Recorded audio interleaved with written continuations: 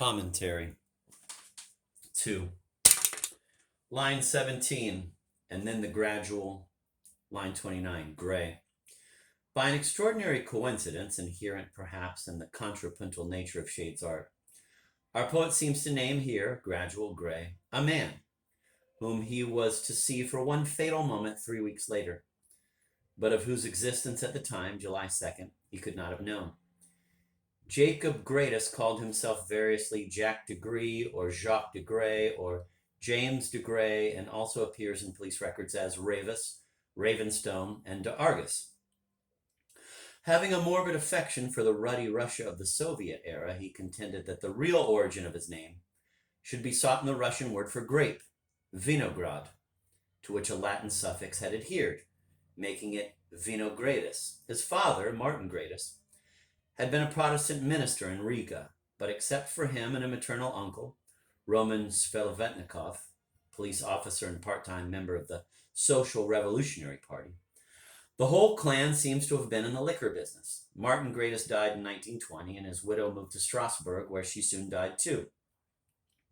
Another Gradus, an Alsatian merchant, who oddly enough was totally unrelated to our killer, but had been a close business friend of his kinsman for years, adopted the boy and raised him with his own children.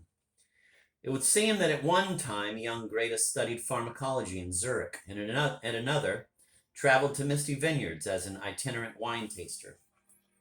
We find him next engaging in petty subversive activities, printing peevish pamphlets, acting as messenger for obscure syndicalist groups, organizing strikes at glass factories, and that sort of thing.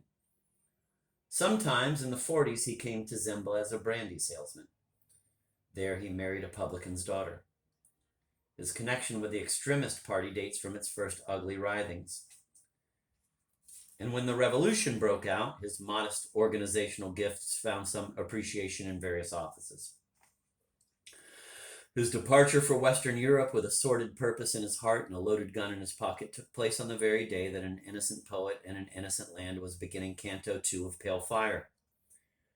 We shall accompany Gradus in constant thought as he makes his way from distant dim Zembla to green Appalachia through the entire length of the poem, following the road of its rhythm, riding past in a rhyme, skidding around the corner of a run-on, breathing with the caesura, swinging down to the foot of the page from line to line as from branch to branch, hiding between two words, see note to line 596, reappearing on the horizon of a new canto, steadily marching nearer in iambic motion, crossing streets, moving up with his valise on the escalator of the pentameter, stepping off, boarding a new train of thought, entering the hall of a hotel, putting out the bedlight, while Shade blots out a word and falling asleep as the poet lays down his pen for the night.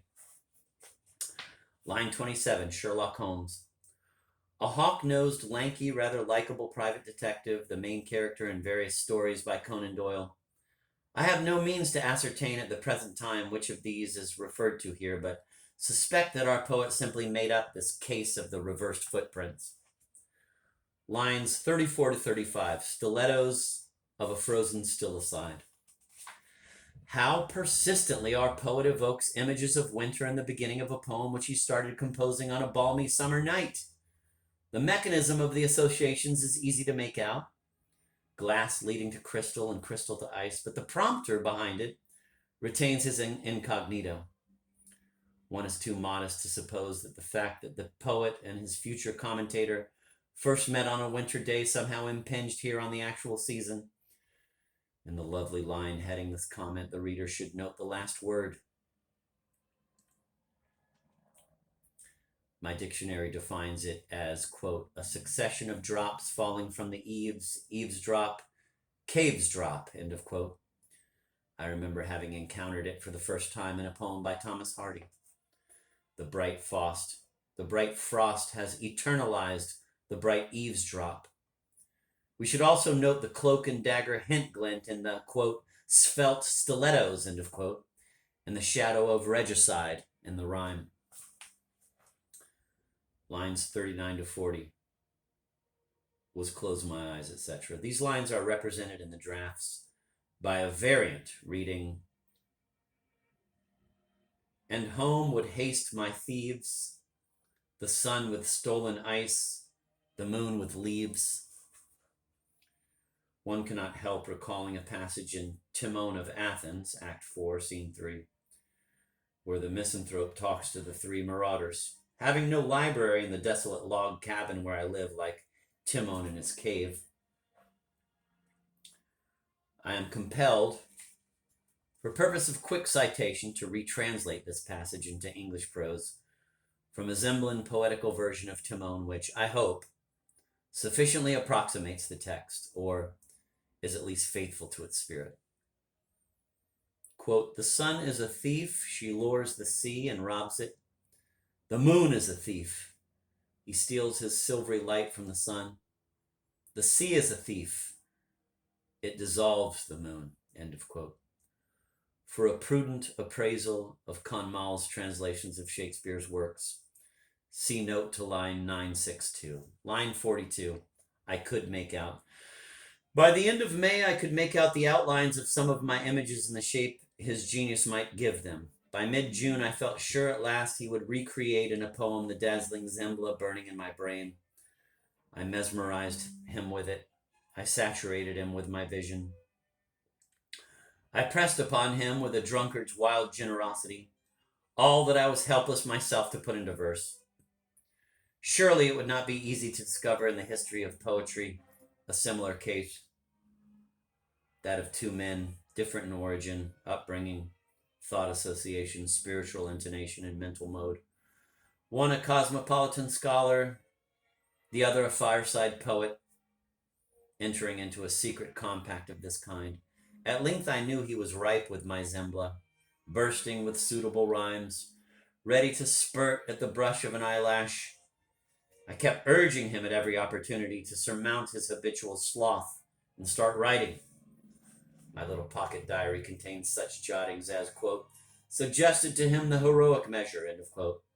Quote, retold the escape, end of quote. Quote, offered the use of a quiet room in my house, end of quote. Quote, discussed making recordings of my voice for his use, end of quote. And finally, under date of July 3rd, quote, poem begun, end of quote. Although I realize only too clearly, alas, that the result, in its pale and diaphanous final phase, cannot be regarded as a direct echo of my narrative, of which, incidentally, only a few fragments are given in my notes, mainly to Canto 1.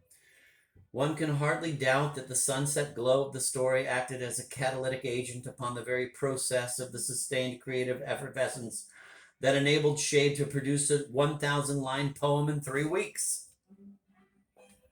There is, moreover, a symptomatic family resemblance in the coloration of both poem and story. I have reread, not without pleasure, my comments to his lines, and in many cases have caught myself borrowing a kind of opalescent light from my poet's fiery orb, and unconsciously aping the prose style of his own critical essays. But his widow and his colleagues may stop worrying and enjoy in full the fruit of whatever advice they gave my good-natured poet. Oh yes, the final text of the poem is entirely his. If we discount, as I think we should, 3 casual allusions to royalty, 605, 822, 894, and the Poppy Zembla in line 937, we may conclude that the final text of Pale Fire has been deliberately and drastically drained of every trace of the material I contributed. But we also find that despite the control exercised upon my poet by a domestic censor and God knows whom else, he has given the royal fugitive a refuge in the vaults of the variants he has preserved, for in his draft as many as 13 verses, superb singing verses given by me in note to lines 70, 79, and 130, all in Canto 1, which he obviously worked at with a greater degree of creative freedom than he enjoyed afterwards, bear the specific imprint of my theme, a minute but genuine star ghost of my discourse on Zembla and her unfortunate king.